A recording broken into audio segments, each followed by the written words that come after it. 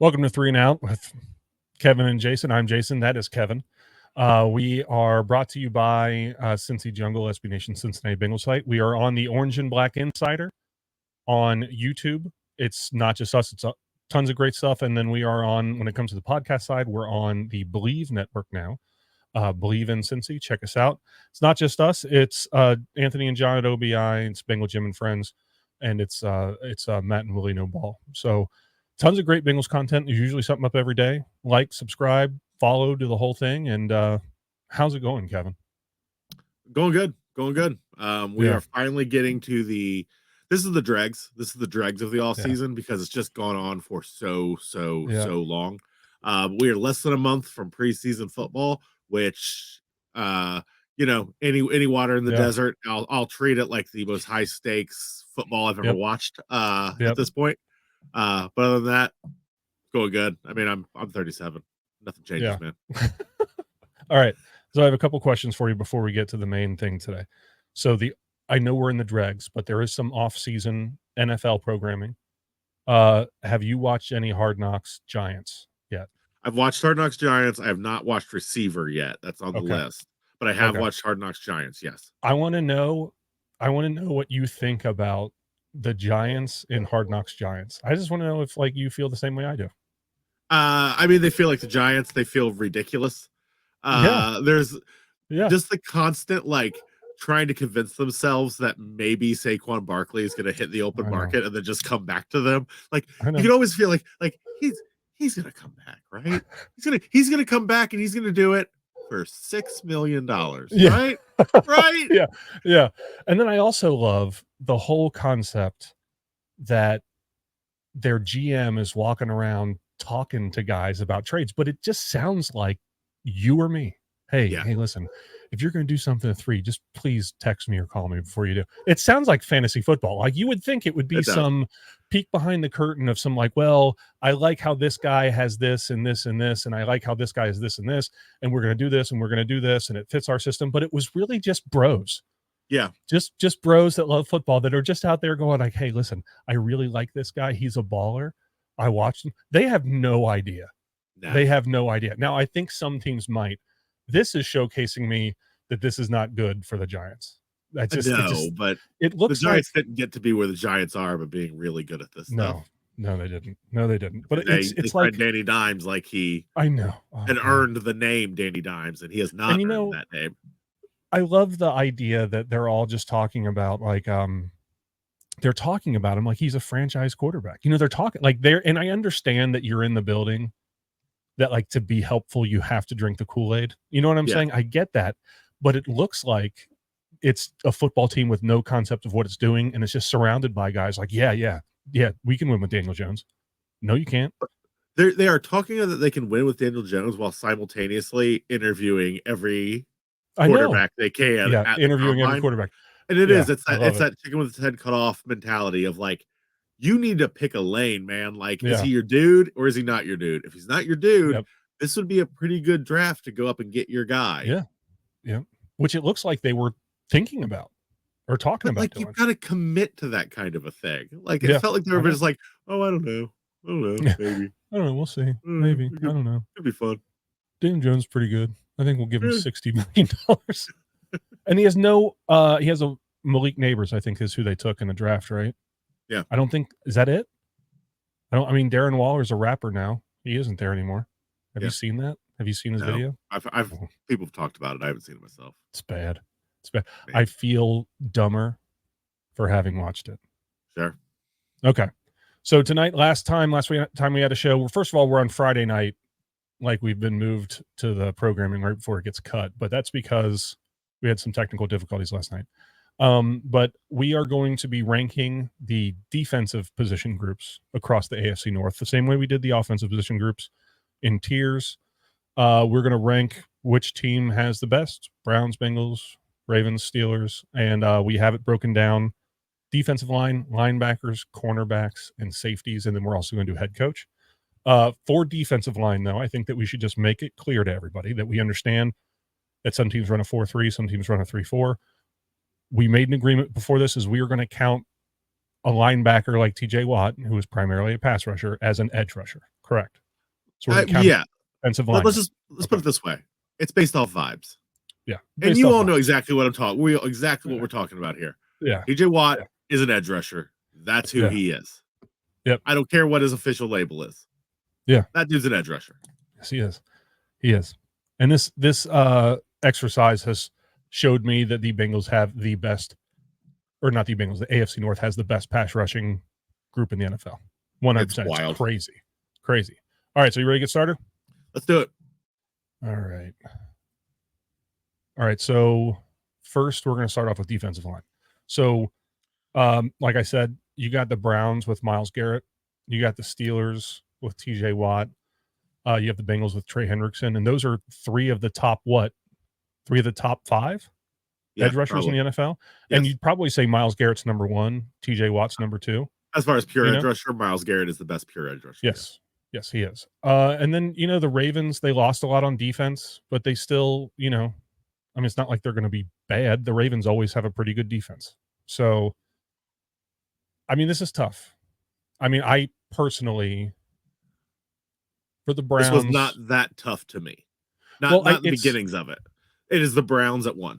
Yeah, it's the Browns at 1. And I think the reason that I want to put the Browns at 1 is mostly because Myles Garrett is the best edge rusher in the NFL. Sure, but the supporting cast is no one to like. Zadarius Smith, I totally is. Zadarius Smith is a hell of a football player. I totally agree with that. So this is what everybody in the AFC knows. The AFC North knows. All the fan bases. Yep. The Browns are a trenches team. Yes. It doesn't seem to take them very far past. It is what it is. No, I know. Past like the regular season, but it makes every single time you face them this grind, this slog, as they are just able to stop anything you want to do within about 10 yards of that line. Myles Garrett is by far the biggest freak I've ever seen come around the edge. Yeah. In my life watching football, Myles Garrett is the best edge rusher I've ever seen, pound for pound.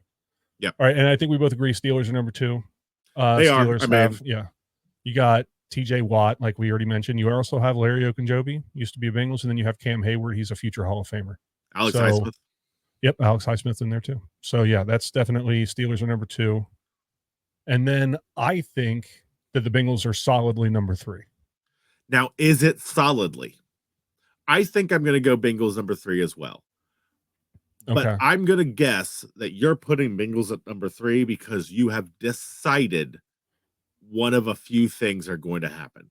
You've decided Myles Murphy's going to hit. You've decided Sam Hubbard's going to come back and look like Sam Hubbard. You've decided that Sheldon Rankins is going to fit into a new offense, and he's going to come out swinging. But we don't know any of those 3 things. It's very true. Sheldon Rankins is the one we can be most certain of. Right. Because we just don't know Sam Hubbard's injury. He's getting older. Don't know anything about Myles Murphy. Right. Not yet. But if 2 of those things don't happen, I do not think we have a better line than the Ravens. Okay. I would agree with that. Sheldon Rankins needs to hit and Hubbard needs to come back. Or Rankins needs to hit and Myles Murphy needs to step up. Okay. I agree with that. I would agree with that. I do think one of the main reasons I took the Bengals, I think there's more overall talent. There's more talent, and not just young guys, because I'm not even counting Murphy, but Trey Hendrickson's the best edge rusher of the 2 teams. Sheldon Rankins has proven to be a menace from the inside. Sam Hubbard does everything great. Sam Hubbard would start on the Ravens.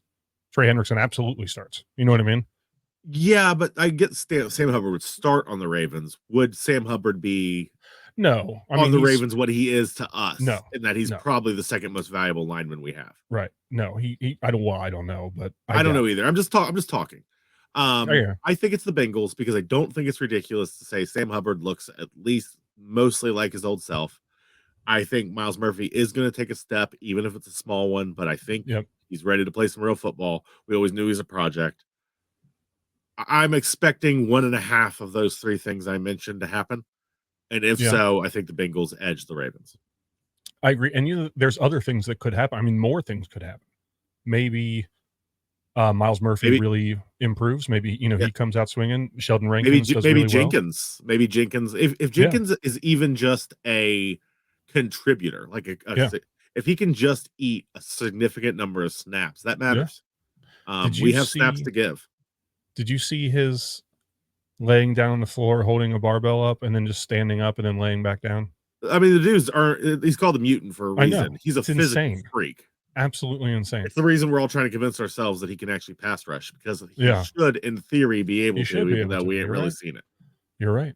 Yeah, but if he and Jackson McKinley do well, and another guy we haven't even talked about yet, and I don't know, he might be on the outside looking in. This should be on this buy or sell thing, but Joseph Osai, the talent's there. If he comes out and he has a big year, I mean, think how much help he could bring. I mean, I'm done talking about Joseph Osai. Okay. It is what it is. I get it. Man. I mean, if I was a walk-on candidate and was able to get 30 sacks next year, that also helped the Bengals. It's probably not going to happen. So you're on the same, are you like in the same Joseph Osai boat as like Chris Brown and Joseph Osai are in the same boat right now, as far as you're concerned? Chris Evans. Did I say Chris Brown? Chris Evans. You did. Pretty much. I'm not against Osai. I don't think he's talentless. I do think that at this point, if he's part of like our plan, if Joseph Osai hits, then we're reaching to the bottom of the barrel, desperate for something. There's other more likely things to hope for. And if Osai hits, then hell yeah. Yeah. Okay. All right. I get it. All right. So moving on to linebackers. Again, there's just a ton and a ton and a ton of talent on the defensive side of the ball in the AFC North. Cincinnati has two great linebackers, Logan Wilson, Jermaine Pratt. They're locked up for a long time. They typically run out of the nickel. ADG might be one of the best backup linebackers in the division, just because, I mean, I think he's got a ton of talent. I just don't think he has enough to edge out one of those two guys on a consistent basis. Right. Pittsburgh has Patrick Queen, played ball with Joe Burrow. He came from Baltimore. Yeah, he was in Baltimore. So they have Patrick Queen. They brought over Cole Holcomb, and then it's kind of their inside guys. We already mentioned TJ Watt's going to be an edge rusher. Yeah. You have Jordan Hicks, Devin Bush, who also, no, I'm sorry, he came from Pittsburgh. Yeah, there's a lot of trading teams. Devin Bush was at Pittsburgh. Now he's in Cleveland. Yeah. And Patrick Queen was in Baltimore. Now he's in Pittsburgh. And we got our own Baltimore guy, and we'll talk about him later. But yeah, so who do you have at number one?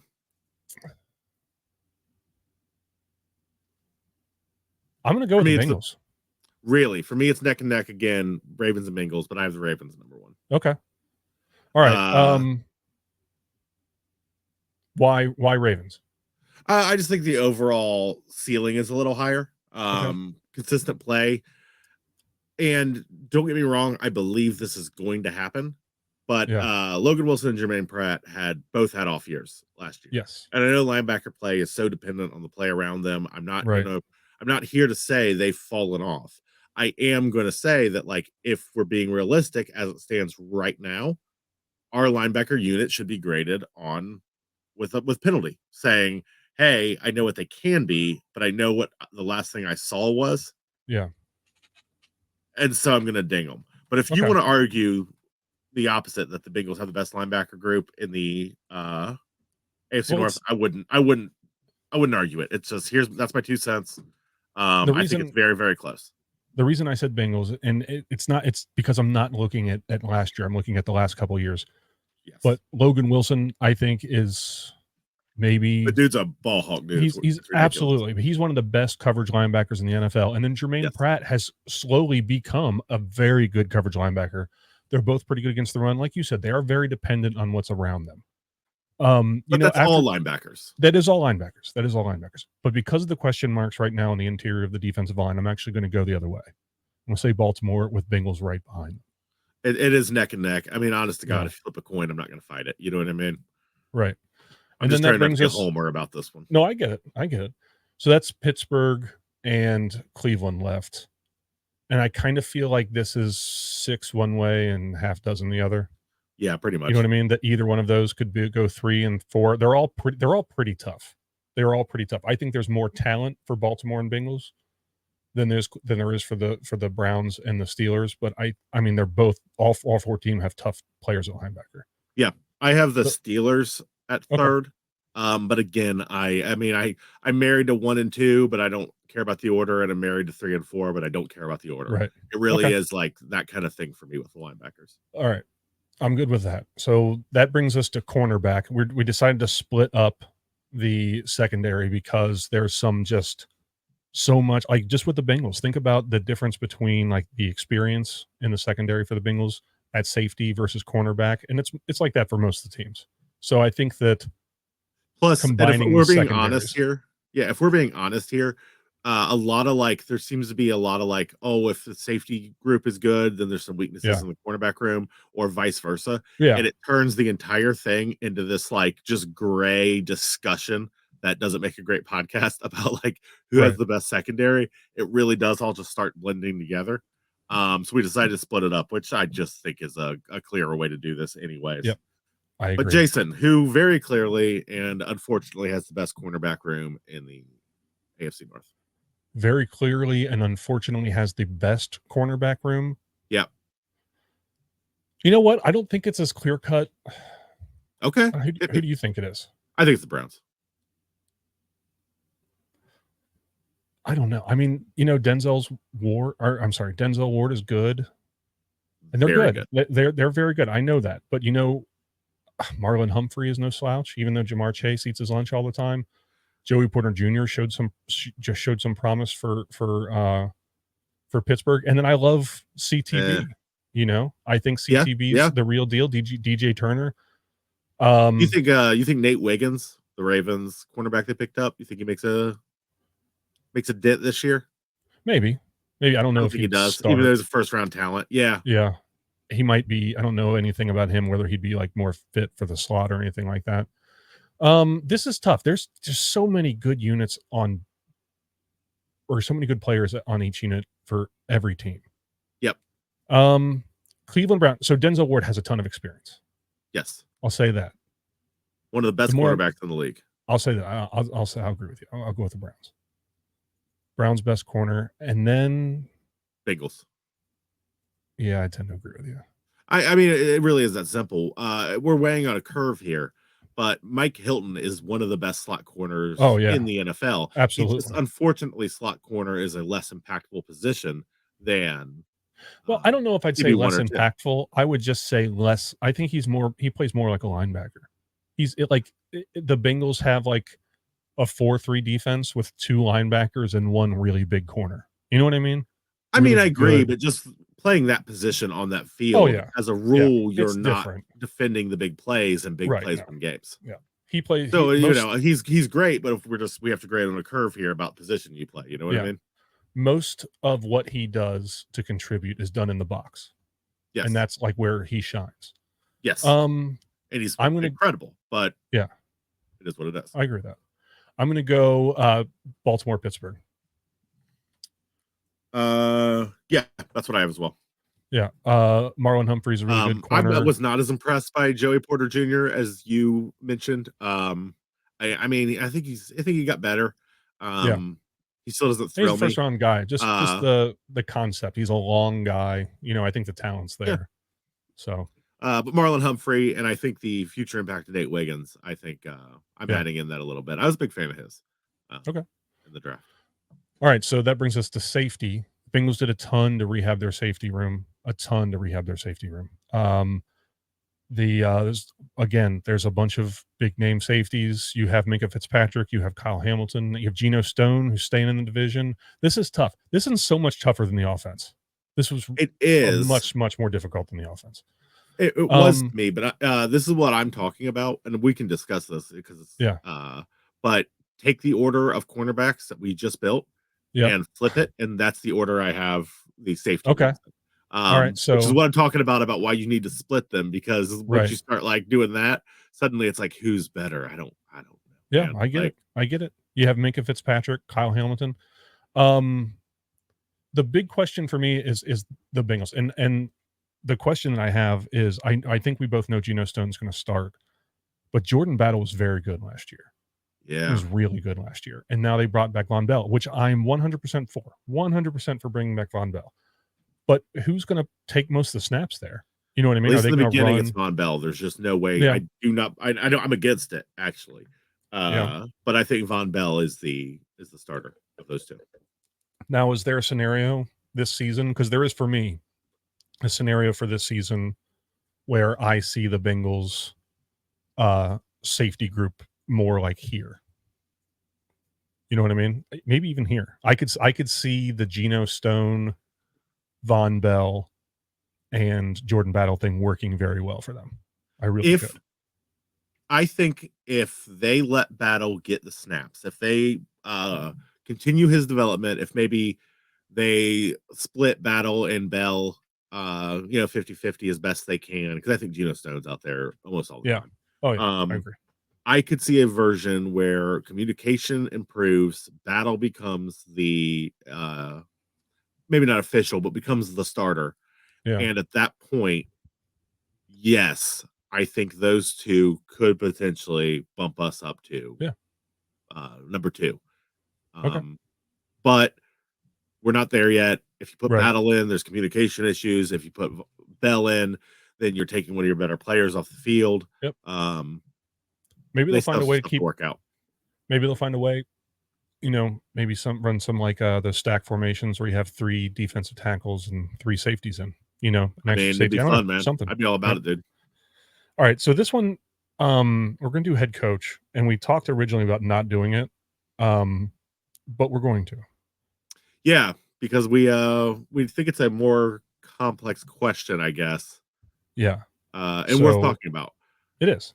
So, when it comes to head coach here, you have a bunch of different things to consider. You have longevity, which obviously Mike Tomlin and John Harbaugh have been there, forever compared to Zach Taylor and Kevin Stefanski. You have success.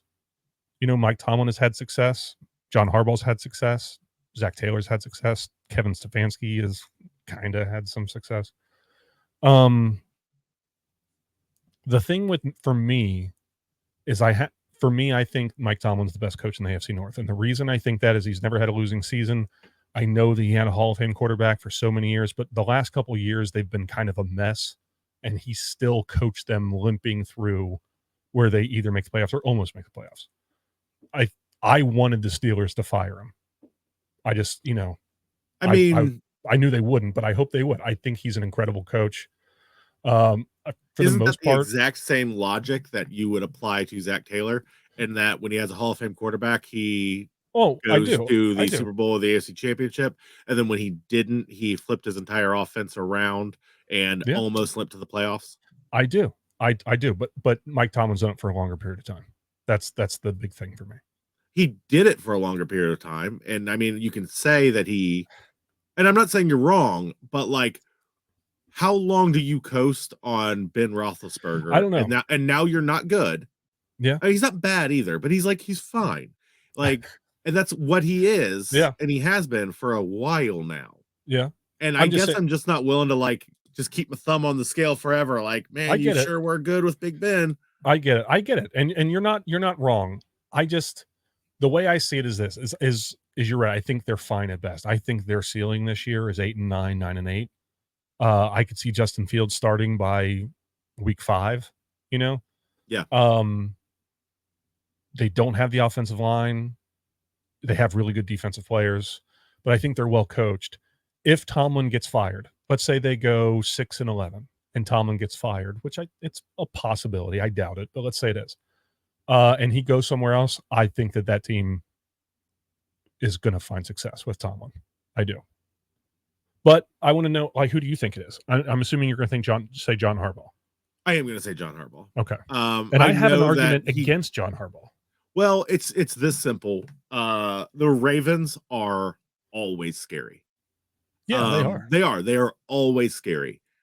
Yep. He manages to he's a good coach who has put a above average team on the field pretty much every season for just a stupid run of seasons. Yep. I'm not going back. He might have had one bad one. I don't care. Yeah. The man, I know he hasn't had playoff success. That's what you're going to bring up. It is. And it's worth bringing up. This is why we're having this discussion.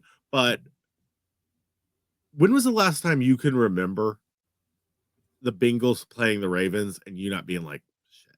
When was the last time they played anyone in the AFC North where you weren't like, shit? Is the AFC the North Steelers, is like a the Steelers, slog, I'm not man. like that. I the know Steelers, that I'm not like that. But the last AFC couple North years, is I'm a not like slog. that. The Browns. It is. The Browns are objectively the worst team in this division, and they give the Bengals the most trouble. The Steelers are the worst team in this division now. Okay, but over in historically, the Browns have been the worst team in this division, and historically, the Browns are the worst team ever, and I will not ever stop pointing that out. Historically, the Browns are the least successful professional football team in the modern NFL, in the World Series, in the world. And I love the whole. Well, we have NFL championships, but you don't. You don't. Baltimore has those. Those belong to Baltimore. Yeah, they left your shithole city. Okay. Anyway, we're going back and forth here, and my whole thing with John Harbaugh is you have this electrifying player in Lamar Jackson, and I'm not going to sit here and say he's not a good quarterback because we've seen him be a good quarterback. We've seen the stuff he can do with his legs. He's a freak. Everyone says he doesn't have weapons. They draft a first-round wide receiver like every other year, and they just can't figure it out. You know, they brought in. But do you feel like that's a coaching issue, or do you feel like? I don't know. Okay. Probably not. It's probably a Lamar Jackson issue. They got Zay Flowers, I think, is really talented. They got Mark Andrews, who's very talented. The issue for me is that they are regular season warriors, and they get into the playoffs and they fold. But I think Lamar Jackson folds. I don't think. But that's a coaching. You don't think that you can coach that? Like coach your quarterback to not fold? I mean, maybe. Because they're in bed with him. I mean, he's paid.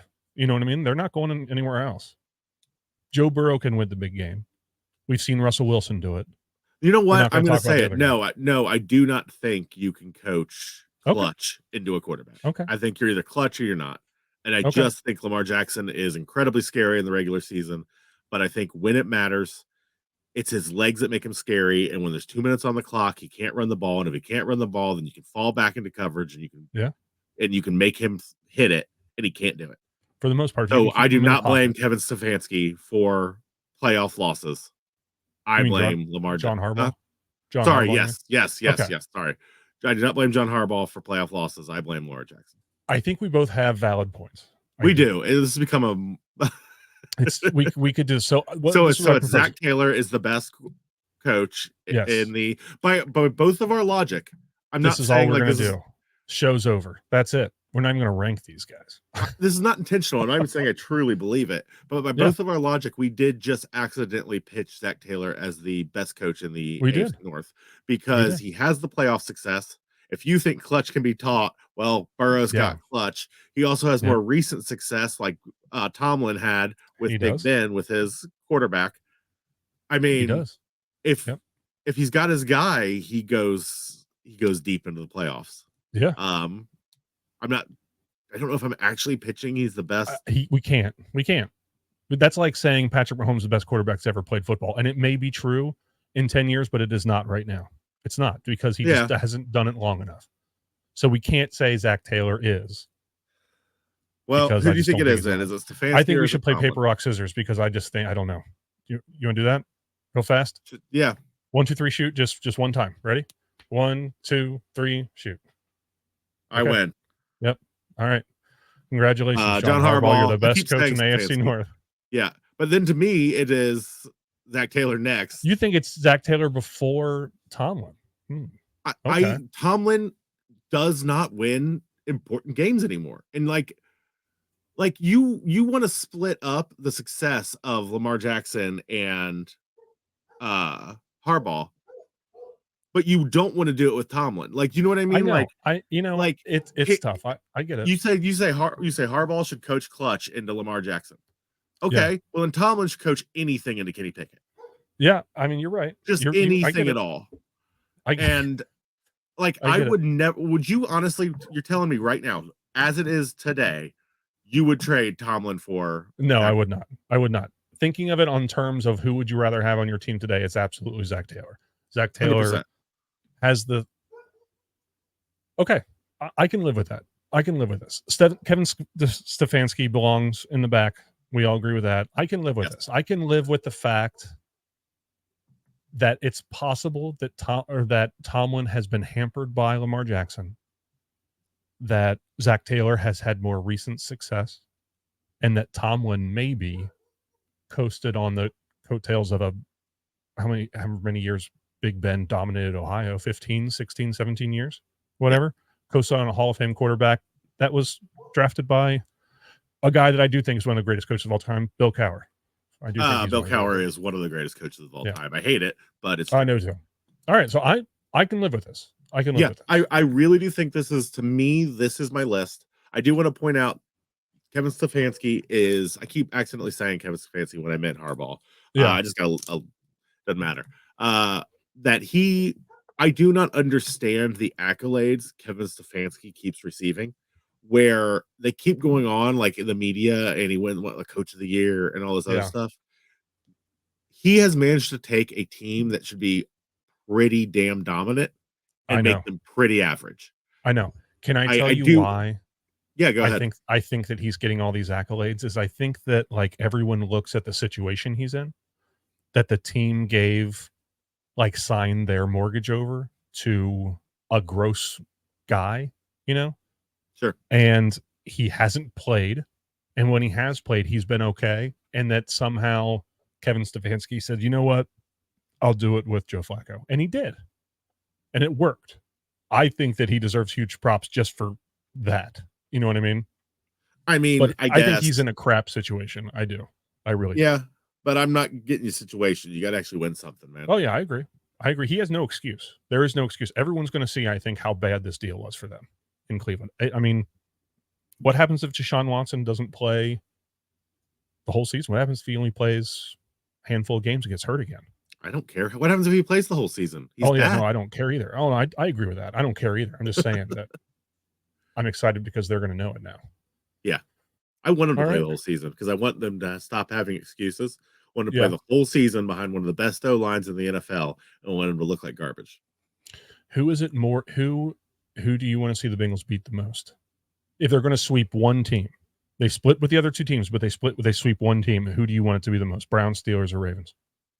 You're talking about because the answer is the Ravens. The answer is the Ravens because the Ravens are the biggest threat in the AFC North. Okay. And if we sweep them, then it matters. If you're talking just in my heart, just in your heart, I want to destroy the Browns. I want to destroy the Browns, and I want to watch Trey Hendrickson just bounce Deshaun Watson's head off that turf over and over and over again. That's what I want. Can I tell you something? When you said that, you could see like the fire. Like you're physically angry about it. Like you can see it in your eyes.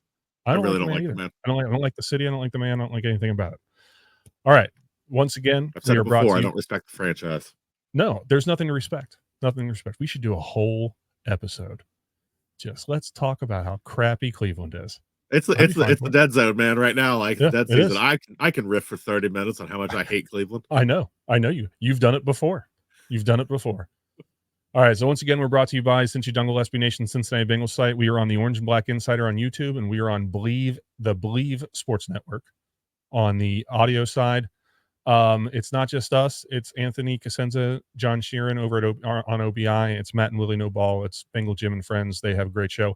Speaking of Bengal Jim and Friends, July 20th, Jungle Jam. I think it's sold out now. I'm not 100% sure. There might be. Last time I saw was yesterday, the day before, and I think someone said there's only 30 tickets left. But it's going to be huge.